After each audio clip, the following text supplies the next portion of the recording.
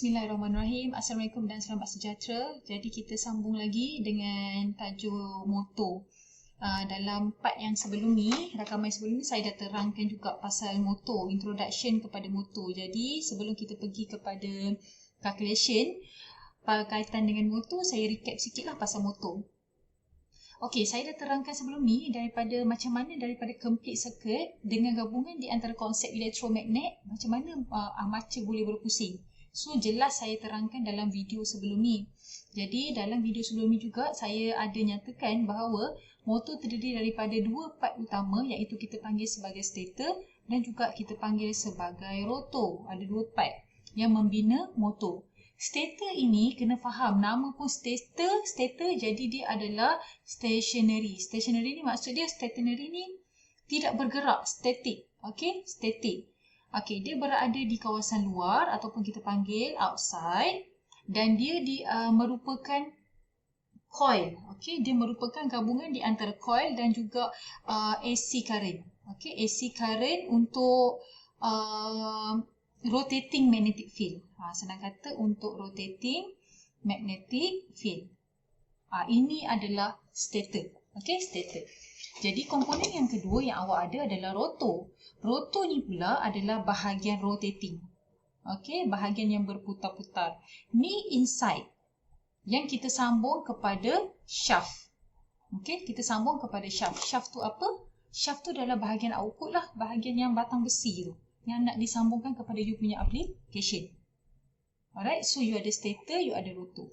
So, bagi meneruskan lagi teori sebelum kita masuk kepada calculation, bahagian seterusnya bagi teori AC motor adalah saya nak terangkan jenis-jenis AC motor. Okey, jenis-jenis motor lah. Jenis-jenis motor kita ada dua jenis yang kita panggil sebagai yang pertama synchronized motor dan juga asynchronous motor. Okey, asynchronous motor. Ejaan dia, tulisan saya tak cantik Ejaan dia awak boleh tengok dalam nota ni. Okey, kita ada dua jenis motor. Okey, motor yang pertama kita ada synchronous motor dan motor yang kedua kita ada asynchronous motor. Ada dua ataupun kita panggil sebagai induction motor. Apa benda synchronous dengan tak synchronous ni?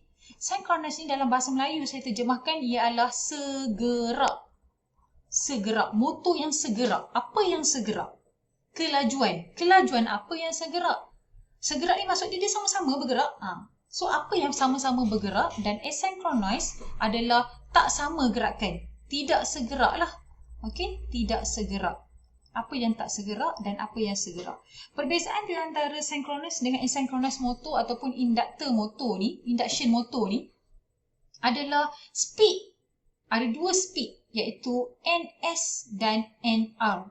Synchronized speed dan juga rotor speed. Ada dua speed. Yang nak kata segerak dengan tak segerak ni ada dua speed. Kalau dua-dua speed ini segerak, maka kita namakan dia sebagai synchronous motor. Kalau dua-dua speed ini tidak segerak, maka kita namakan dia induction ataupun asynchronous motor. Okey? Apa dia synchronous speed ni? NS. Okey? NS merupakan satu speed iaitu kelajuan ataupun tafsirannya kita panggil kelajuan medan magnet. Okey, kelajuan medan magnet. Ini speed yang pertama iaitu synchronous speed. Okey, dan speed yang kedua kita panggil sebagai rotor speed. Rotor speed ni adalah kelajuan putaran pemutar. Awak tahu dah rotor ni disambung kepada shaft yang berputar. Okey, rotating. Jadi, rotor speed, capital N small letter R, rotor speed refer kepada kelajuan putaran pemutar. Synchronous speed refer kepada kelajuan medan magnet. Okey, ini adalah dua speed yang kita akan ukur. Tengok kepada jenis motor. Jadi jenis motor ada dua. Type motor yang pertama adalah synchronous motor dan type motor yang kedua adalah asynchronous motor ataupun kita panggil induction motor. Okey, induction motor. Okey, selesai. Teori. Sekarang kita akan masuk kepada calculation. Seperti biasalah, bila bercakap mengenai calculation, adalah rumus-rumus yang terlibat. But don't worry, rumus dalam motor dan generator sangat-sangatlah simple. So, jangan pening kepala. Kita pergi kepada rumus yang pertama, iaitu synchronized speed. Kelajuan segerak ataupun capital N, small letter S. Synchronous speed diberi 120 multiple by frequency and divide by number of pole. Rumus yang pertama, ini awak dah belajar dalam generator. Rumus yang pertama. Rotor yang pertama lah, speed yang pertama lah. Okey, kita tengok pula speed yang kedua. Speed yang kedua, awak ada NR, rotor speed. Tapi sebelum saya pergi kepada rumus rotor speed, saya nak cakap dulu ke awak, sekiranya asynchronous, tidak segerak. Bila tidak segerak di antara synchronous speed dengan rotor speed, maka berlakulah satu terms yang kita panggil sebagai slip. Kegelinciran, tergelincir. Bila berlakunya perbezaan di antara synchronous speed dengan rotor speed, itu kita panggil dia slip. Macam mana nak kira slip? Slip ni ataupun kita wakilkan dia dengan simbol capital S. Okay, capital S equal to NS synchronous speed minus NR rotor speed divide by NS synchronous speed. Selalunya slip ni dalam persen. Selalunya dalam persen, so kita darab dengan 100%. So you akan dapat slip. Perbezaan ataupun kegelinciran. Perbezaan di antara synchronous dengan rotor speed. So kita panggil slip. Daripada rumus slip ini, macam mana nak dapatkan rotor speed? So, kita tengok S equal to NS minus NR over NS. Okay, saya tukar pen Jadi, S equal to NS over NS minus NR over NS. Betul?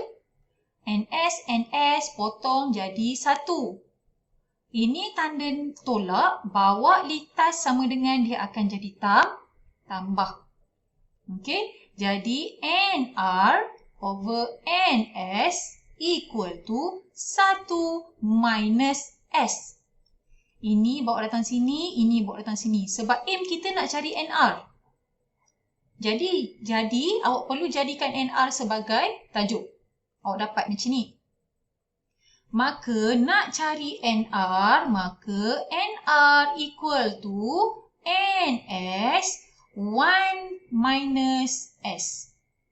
Awak dapatlah rumus yang ketiga, iaitu rumus speed untuk rotor. Okey, 3 rumus. Dan rumus yang terakhir, bila synchronous speed yang sergerak, dia pakai frekuensi nyata, frekuensi yang diberi dalam soalan. Umumlah, frekuensi umum. Kalau melibatkan rotor speed NR, maka frekuensi bagi rotor speed equal to slip darab dengan nilai frekuensi yang asal. Kan? Slip tu dah different. Perbezaan di antara synchronous speed segerak dengan rotor speed. Jadi nak dapatkan frekuensi kepada rotor speed tadi, perbezaan slip tadi tu kena darab dengan frekuensi yang asal. Barulah you dapat frekuensi bagi rotor.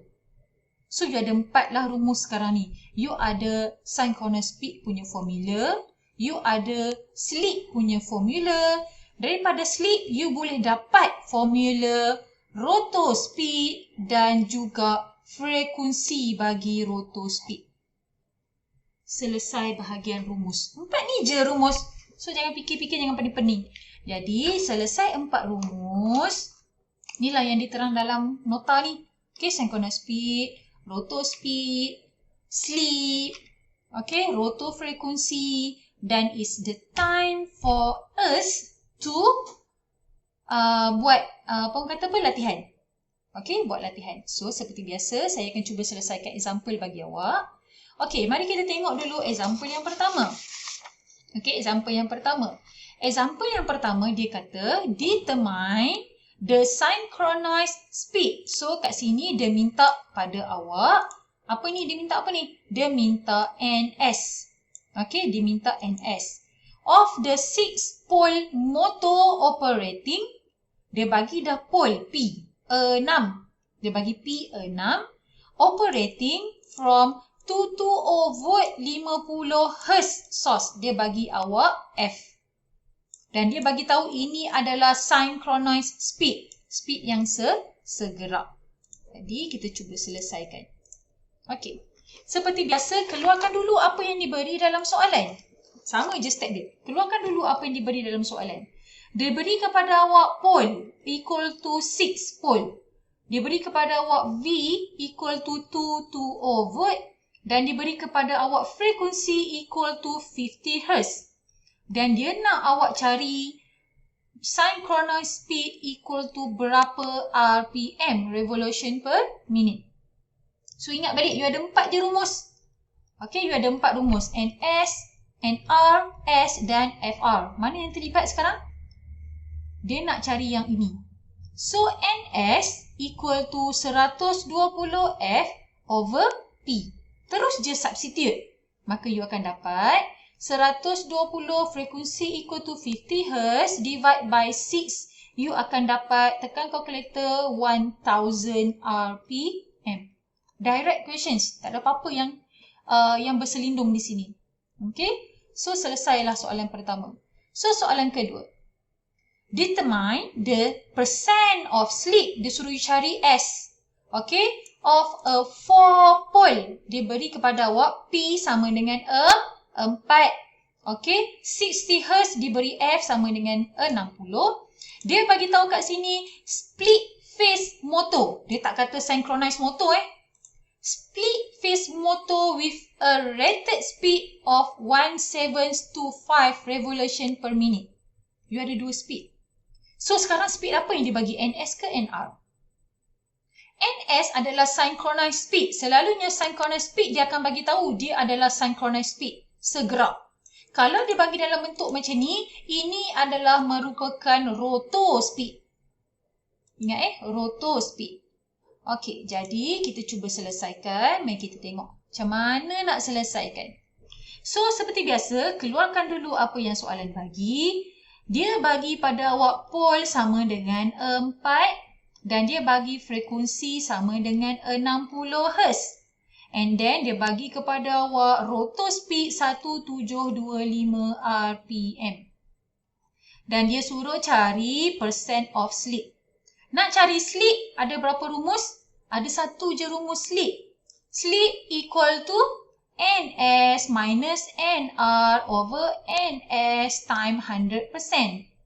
NR ada. Ada NS tak ada. NS boleh cari tak? NS equal to 120 times frekuensi divide by pole. F ada, pole pun ada. Bolehlah cari. 120 darab 60 bahagi dengan 4. Maka awak dapat 1800 RPM. So, NS daripada tak ada tadi sekarang dah ada. So, substitute lah NS masuk ke dalam rumus induk.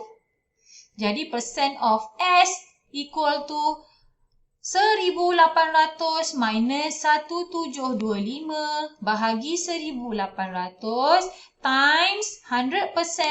Tekan kalkulator direct, awak akan dapat 4.12% slip. Solve. Okay, direct questions. So, tak ada masalah kat sini. Cuma you kena faham apa speed yang diberi dalam soalan. Okay, the trick is apa speed yang diberi dalam soalan. Okay. Untuk example 5 dan seterusnya, kita akan sambung lagi dalam rakaman yang seterusnya. Stay tuned. Thank you.